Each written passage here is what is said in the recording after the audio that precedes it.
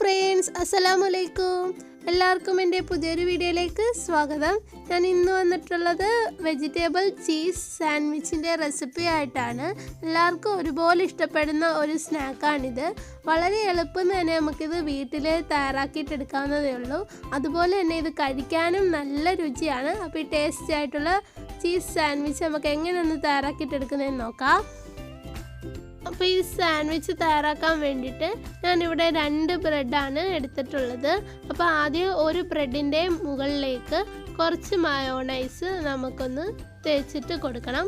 ബ്രെഡിൻ്റെ എല്ലായിടത്തും ഒന്ന് ആകും വിധം വേണം ഒന്ന് തേച്ചിട്ട് കൊടുക്കാനായിട്ട്. പിന്നെ ചിലർക്കാണെങ്കിൽ സാൻഡ്വിച്ചിൽ നല്ല മയോണൈസ് വേണമെന്നുള്ളവരുണ്ട്. അപ്പോൾ നിങ്ങളുടെ ഇഷ്ടത്തിനനുസരിച്ച് നിങ്ങൾക്ക് ഇതിൽ മയോണൈസ് തേച്ച് കൊടുക്കാവുന്നതാണ്. അപ്പോൾ ഞാൻ ബ്രെഡിൽ എല്ലായിടത്തും ആകും വിധം മയോണൈസ് ഒന്ന് വെച്ച് കൊടുത്തിട്ടുണ്ട്. ഇനി അതിൻ്റെ മുകളിലേക്ക് കുറച്ച് സവാള ചെറുതായിട്ട് അരിഞ്ഞതും കൂടി ഇട്ട് കൊടുക്കാം. ഇനി അതിലേക്ക് നമുക്ക് ചീസ് വെച്ച് കൊടുക്കാം. എനിക്കിപ്പോൾ ചീസിൻ്റെ സ്ലൈസാണ് കിട്ടിയിട്ടുള്ളത്. അപ്പോൾ അതേപടി ഞാനങ്ങ് വെച്ച് കൊടുക്കുകയാണ്. അപ്പോൾ നിങ്ങൾക്ക് ചീസിൻ്റെ ബാർ കിട്ടും, അതാണെങ്കിലും കുഴപ്പമില്ല. ചീകിയിട്ട് പൊടിയായിട്ട് അതിലേക്ക് ഇട്ടാലും മതി. ഇനി ഇതിലേക്ക് നമുക്ക് കുറച്ച് വെജിറ്റബിൾസ് ചേർത്ത് കൊടുക്കാം. ഞാനിപ്പം ക്യാബേജും ക്യാപ്സിക്കവും തക്കാളിയുമാണ് എടുത്തിട്ടുള്ളത്. ഇത് 3 ഞാൻ നീളത്തിൽ അരിഞ്ഞിട്ടാണ് അതിലേക്കിപ്പം ചേർത്ത് കൊടുക്കുന്നത്. ഞാൻ ഇത്രയും വെജിറ്റബിൾസാണ് അതിൽ വെച്ച് കൊടുത്തത്. ഇനി നമ്മൾ അടുത്ത് ചെയ്യേണ്ടതെന്ന് പറഞ്ഞാൽ മറ്റേ ആ ബ്രെഡിലെ അതിനകത്ത് കുറച്ച് ടൊമാറ്റോ സോസ് നല്ലപോലെ എല്ലായിടത്തും ഒന്ന് സ്പ്രെഡ് ആക്കിയിട്ട് കൊടുക്കാം. ഇനി ഇതിൻ്റെ മുകളിലൊന്നത് പ്രസ് ചെയ്തിട്ട് കൊടുക്കാം. അപ്പോൾ ഇത് തീർന്നു, ഇത് ഇത്രയേ ഉള്ളൂ. ഇനി അടുത്ത് ചെയ്യേണ്ടതെന്ന് പറഞ്ഞാൽ ഒരു പാനിൽ കുറച്ച് നെയ്യ് തൂത്ത് കൊടുക്കുക. എന്നിട്ട് ആ ബ്രെഡ് അതിൻ്റെ മുകളിൽ വെച്ച് നമുക്ക് 2 സൈഡും ബ്രെഡിൻ്റെ ഒന്ന് മൊരിച്ചിട്ടെടുക്കാം. ഇനി ഞാൻ ആ ബ്രെഡിൻ്റെ മുകൾ ഭാഗത്തും കുറച്ച് നെയ്യ് തൂത്തിട്ട് കൊടുക്കുകയാണ്. ഈ നെയ്യ് തൂത്ത് കൊടുക്കുന്നതിന് പകരം ബട്ടർ വേണമെങ്കിൽ നിങ്ങൾക്ക് യൂസ് ചെയ്യാവുന്നതാണ്.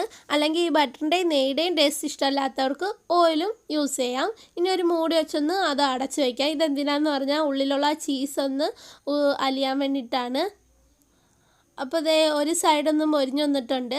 ഇനി ഇതൊന്ന് തിരിച്ചിട്ട് കൊടുക്കാം.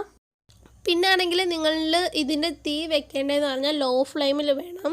അല്ലാതെ നിങ്ങൾ തീർത്തിക്ക് ഹൈ ഫ്ലെയിമിൽ എങ്ങാണ് വെക്കുകയാണെങ്കിൽ നമ്മുടെ ഉള്ളിലുള്ള ചീസ് വേവാതെ കിട്ടുകയും ബ്രെഡ് പെട്ടെന്ന് കരിഞ്ഞു പോവുകയും ചെയ്യും. അതുകൊണ്ട് ലോ ഫ്ലെയിമിൽ വെച്ചിട്ട് വേണം ഇതൊന്ന് റെഡിയാക്കിയിട്ടെടുക്കാൻ. വീടുകളിലൊക്കെ കുട്ടികളുണ്ടെങ്കിൽ അവർക്ക് ഒരു പ്രാവശ്യം ഉണ്ടാക്കി കൊടുക്കുകയാണെങ്കിൽ അവർ വീണ്ടും ഇതിന് വേണ്ടിയിട്ട് നിൽക്കും. അത്രയ്ക്ക് നല്ല ടേസ്റ്റാണ് ഇത് കഴിക്കാനായിട്ട്. അപ്പോൾ ഒരിക്കലെങ്കിലും നിങ്ങളിത് ഉണ്ടാക്കി നോക്കുക. ഇത് കണ്ടില്ലേ, നല്ല ഭംഗിയാണിത്. അതുപോലെ തന്നെയാണ് ഇതൊന്ന് കഴിക്കാനായിട്ടും. അപ്പോൾ എന്തായാലും ഇത്രയും ഇൻഗ്രീഡിയൻസ് നിങ്ങളുടെ വീടുകളിലുണ്ടെങ്കിൽ ഒന്നുണ്ടാക്കിയിട്ട് നോക്കുക. എന്നിട്ട് നിങ്ങൾക്ക് ഇഷ്ടപ്പെട്ടില്ലെങ്കിലും ഇഷ്ടപ്പെട്ടാലും നിങ്ങളുടെ അഭിപ്രായങ്ങൾ എൻ്റെ കമൻറ്റ് ബോക്സിൽ രേഖപ്പെടുത്തണം. എൻ്റെ ഈ ചാനൽ ഇഷ്ടപ്പെട്ടെങ്കിൽ ഒന്ന് സബ്സ്ക്രൈബ് ചെയ്യുക, ലൈക്ക് ചെയ്യുക, ഷെയർ ചെയ്യുക. അപ്പോൾ ഓക്കെ, ബൈ.